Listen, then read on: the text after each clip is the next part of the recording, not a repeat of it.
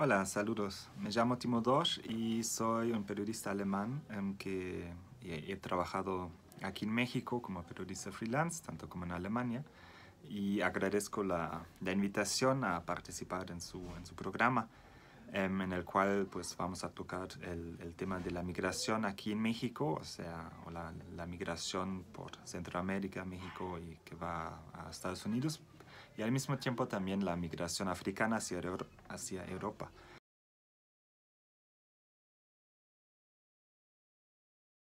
Pues creo que hay que distinguir entre los diferentes tipos de migración. O sea, tenemos como la migración o sea, personas que son altamente calificadas y por recibir un estudio, universitarios o otras cosas, o una formación, y entonces tienen la posibilidad de migrar a otro país a través de una oferta de trabajo.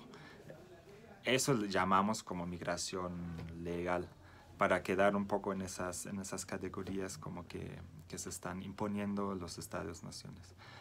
Pero en ese caso nos referimos a la migración ilegal o ilegalizada, que es la migración de las personas que se ven obligadas a escapar, a huir, a migrar de sus países debido a las condiciones de vida en estos países. O sea, y ahí se enfrentan con varios problemas que no tienen solución, que son problemas o a largo plazo o problemas que apenas se están dando debido a como nuevos procesos, sobre todo ambientales.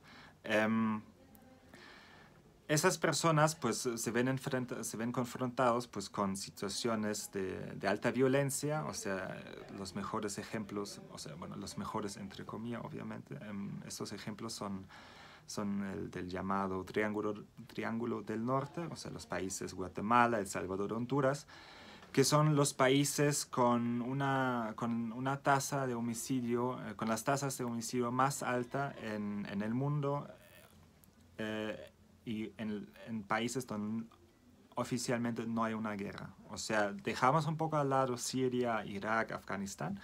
Em, entonces, esos tres países, y sobre todo El Salvador y Honduras, ahí pasan la mayor cantidad relativa de asesinatos. Entonces, pues la gente muchísimas veces no tiene otra opción que emigrar o huir, porque obviamente pues ninguno pues quiere vivir su vida bajo esas condiciones. Y lo mismo pasa con factores económicos, o sea, debido a la falta de empleo,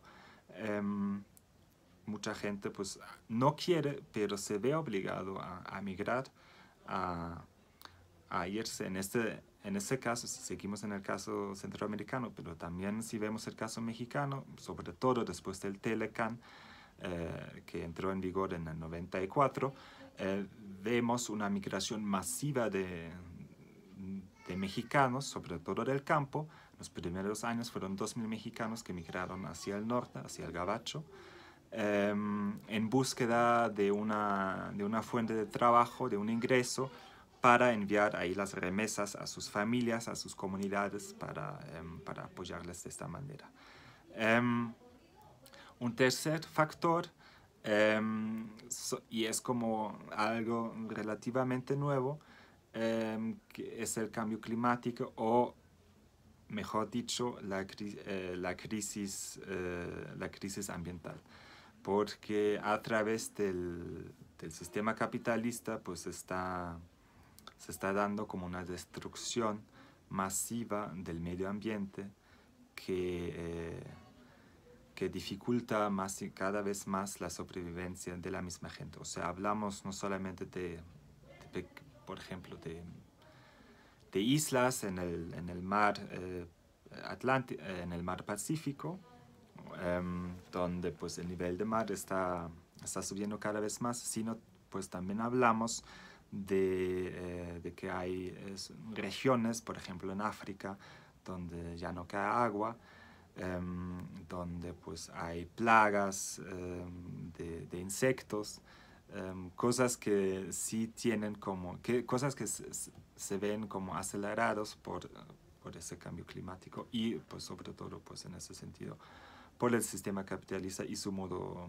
productivo que está basado en el despojo, en el saqueo de los recursos, en la tala de los bosques, etcétera. Factores que poco a poco pues contribuyen a un deterioramiento de la vida misma, ¿no? Entonces, esos son factores que, o sea, son factores que construyen una condición de vida que no es favorable para vivir. Entonces, la gente, aunque no quiera, tiene que emigrar. Entonces, la segunda pregunta de esa primera pregunta, o sea, de que deberían huir los migrantes o quedarse en sus países, pues nosotros que no vivimos en esas condiciones, efectivamente no tenemos ese derecho de exigirles de que se queden, pues porque si consideramos pues su entorno social, político, económico, ecológico, entonces queda más que claro que no les queda de otra. Entonces lo que más bien habría que hacer es no, no intentar de ponernos en su camino o en dificultar su camino o su llegada, sino ver cómo crear las posibilidades de frenar las causas de la migración. O sea, qué tenemos que hacer para que deje de existir las causas de la migración. O sea, tenemos que erradicar tanto la violencia en estos países, en Honduras, pero también en México, en El Salvador, como pues crear como, o ver cómo crear como condiciones económicas favorables para esas personas que no sean atravesadas por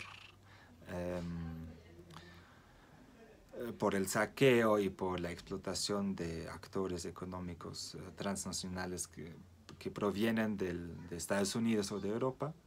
Y pues tenemos que asumir la responsabilidad de frenar esa crisis ambiental, porque si no la frenamos, pues la cosa se va agudizando más y más, y entonces eso provocará a largo plazo un mayor flujo migratorio.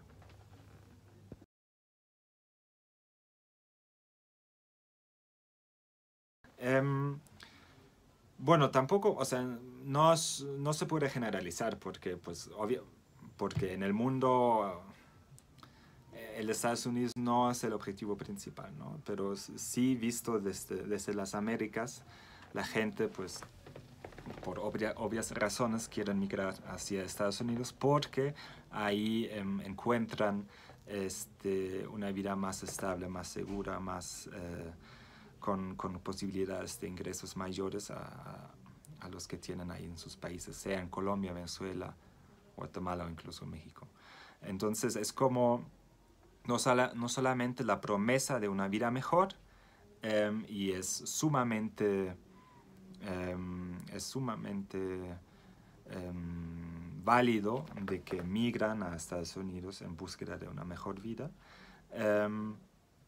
Pero también obviamente tiene mucho que ver con toda esa maquinaria de industria cultural que se echó a andar desde los Estados Unidos, que pinta este país como el país de la libertad, como el país de las mil posibilidades, etcétera. Entonces, a través de eso, a través de las películas, de los medios de comunicación, de las novelas o de la misma música,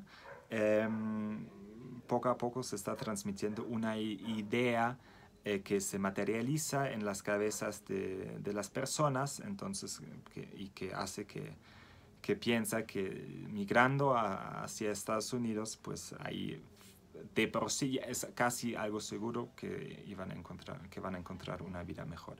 O sea, obviamente es como esa idea es es una ilusión porque sabemos que dentro del sistema económico dominante en el cual estamos, pues no es posible que todos seamos millonarios, pues porque o sea, simplemente no se puede porque siempre debe de haber, o sea, forzosamente debe de haber un chingo de gente que sufre, que es explotada, mientras haya unos pocos ganadores, ¿no? Unos pocos que acumulan el capital y que acumulan ahí su riqueza. Al mismo tiempo, o sea, si nos alejamos un poco de las Américas, algo similar podemos observar en el caso de Europa. Porque hay una migración africana bastante amplia que busca su suerte en llegar a Europa, ¿no? Sea España, Gran Bretaña y también Alemania. Por las mismas razones, o sea, porque sus condiciones de vida están cada vez más en peligro, allá sea en Camerún, sea en Senegal, en Somalia o en Ghana, etc.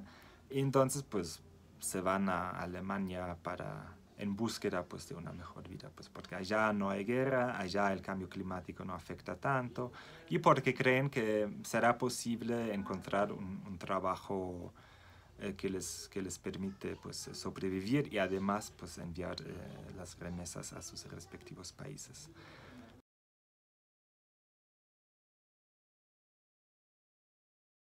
Pues ahí igual, o sea, hay diferentes, pues depende cuál rutas migratorias observamos, pero pues si seguimos acá en las Américas, y quizá incluso partiendo de la migración africana que se dio de forma masiva más tardar hace un año.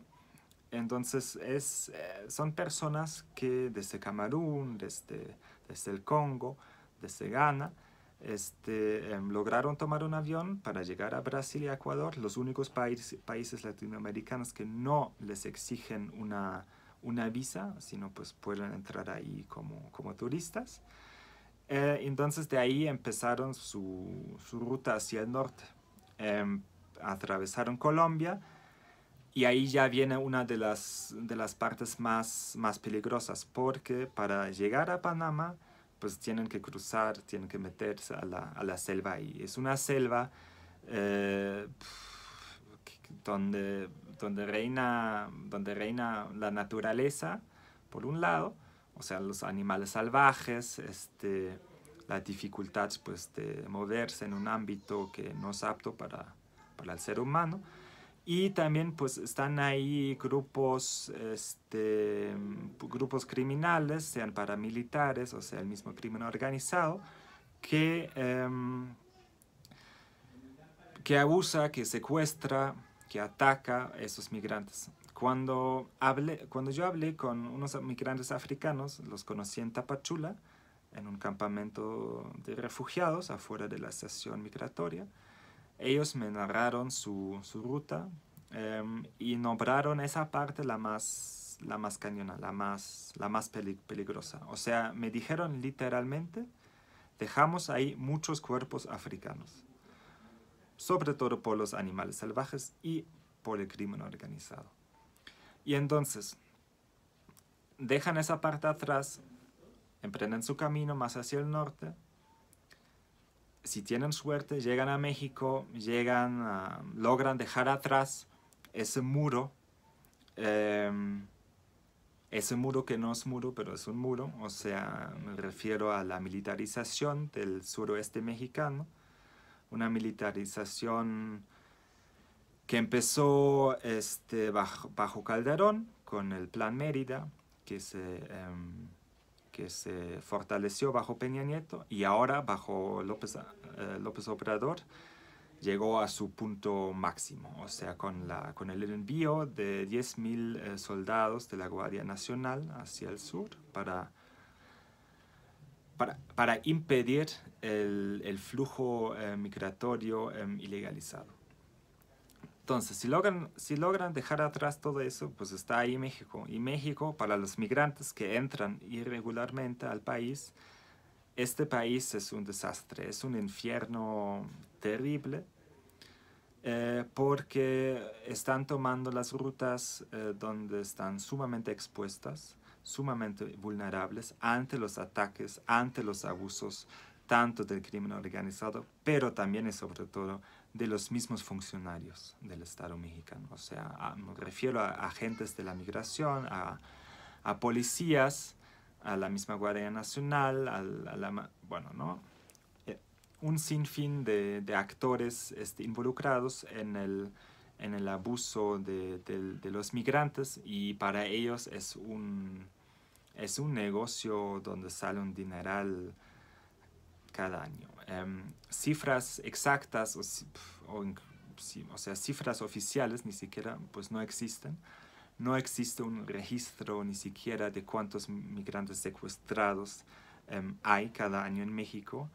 Lo que hubo en el 2011 fue un estudio de la CNDH acá en México, y en este año la CNDH nombró o estimó que en los primeros seis meses del año 2011 fueron secuestrados 10.000 migrantes. Entonces en un año 20.000. Y si pasamos al escenario europeo, entonces los migrantes africanos pues tienen que cruzar el mar Mediterráneo. Y hay toda una maniobra, bueno, hay todo un ejército, una policía fronteriza que se llama Frontex, que está patrullando en el mar Mediterráneo, impidiendo que lleguen ahí los migrantes, que muchas veces logran, intentan cruzar en lanchas, en botes de hule, o sea, con medios que realmente no son muy aptos para cruzar un mar abierto, ¿no? Entonces, lo que pasa es que desde el 90, cada año ahogan muchísima gente en el mar Mediterráneo. Hoy en día creo que hay como unos 40.000 muertos ahí en este mar. Entonces el mar Mediterráneo de hecho, ya no es un lugar para pasar ahí sus vacaciones, sino es una fosa gigantesca de personas ahí. Entonces, es de las rutas más letales en el mundo para los migrantes.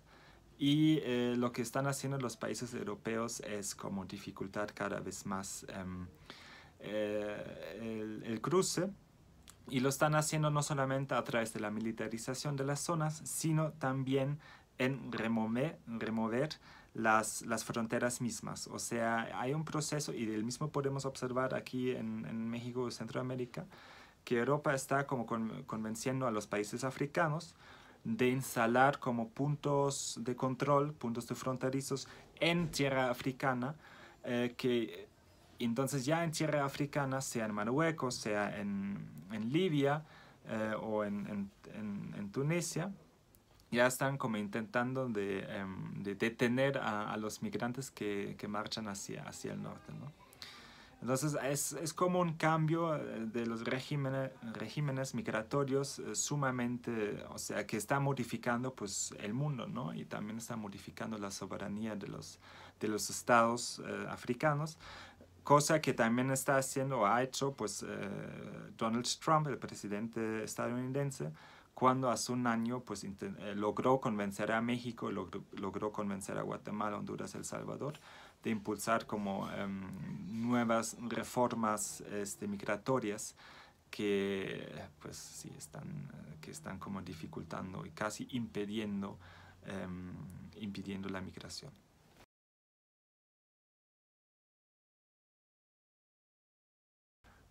Ahí quisiera meter un elemento nuevo, pero primero voy con los migrantes africanos varados en Tapachula, que conocí el año pasado, en octubre del 2018, donde estaban ahí aguantando semanas y meses bajo capas, en tiendas, afuera de la estación migratoria siglo XXI, en condiciones miserables. O sea, vida no se puede llamar esa forma de existencia. O sea, fue una sobrevivencia fuera como, o sea como sea, una sobrevivencia con casi nulos recursos, y eso bajo la lluvia, sin dinero, sin saber que realmente pues, qué les iba a esperar en su futuro. O sea, ellos queriendo o sea, avanzar más, llegar a Estados Unidos, pero por el nuevo régimen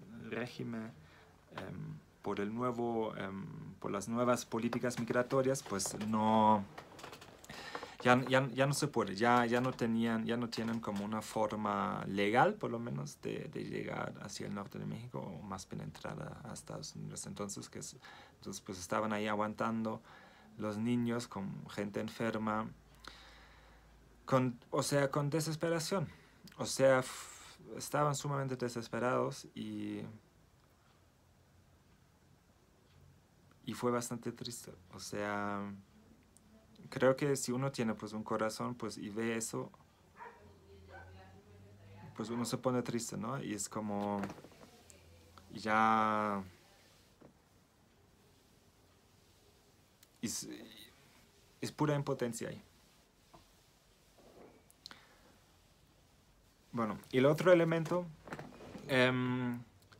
es un elemento bastante particular, y esto es la historia de los saharauis en África,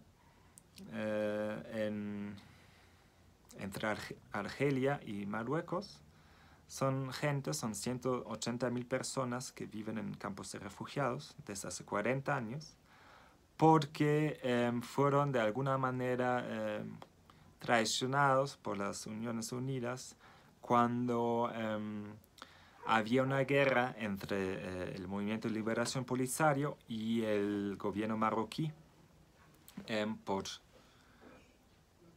lucha por un territorio que consideran suyo, o sea, los saharauis, y donde pues quieren como levantar a su propio estado, mientras Marruecos considera esa parte como una extensión de su propio territorio. Entonces había una guerra a partir de los 80s, y en los 90s, bajo negociaciones las Naciones Unidas, dejaron las armas, se terminó la guerra, pero nunca se resolvió el asunto. Entonces, desde el 76, si no mal recuerdo, están viviendo ahí en este campo de refugiados, en medio del desierto, en medio del Sáhara. Y esa parte del Sáhara llaman Hamada, el desierto de los desiertos, porque ahí la vida es durísima. Ahí no crece nada, no ves ningún árbol. Y ahí, pues obviamente a través del tiempo, pues la gente ya logró instalarse un poco. Ya no o sea, algunos viven en tiendas, en sus tiendas tradicionales, otras tienen ahí sus casitas de adobe, pero es una vida igual marcada de miseria, marcada de falta de perspectiva, marcada de impotencia, y en medio pues de un juego de intereses pues políticos internacionales, ¿no? Entonces, cuando por un lado en el ejemplo africano tenemos como un campamento provisorio, temporal, marcado de miseria, y el otro lado con los saharauis es una instalación permanente, es una instalación permanente de la miseria, una instalación permanente de la injusticia, donde desde hace 30 años no hay un desarrollo, un avance político notable. Están totalmente dependientes, un 90% dependen de la ayuda humanitaria internacional, pues porque no es posible así nomás sembrar ahí alimentos para alimentar a todas esas 180.000 personas. Entonces estar ahí fue aplastante darse cuenta de la impotencia que hay, de la injusticia, de cómo funcionan realmente las cosas, de que el derecho realmente no existe cuando hay un actor que es más fuerte que tú. Entonces, pues, pero la gente pues tiene que lidiar con su realidad y encontrar como las mejores maneras de sobrevivir. Eso es todo. Muchas gracias. Espero que hayan servido un poco las respuestas y muchos saludos.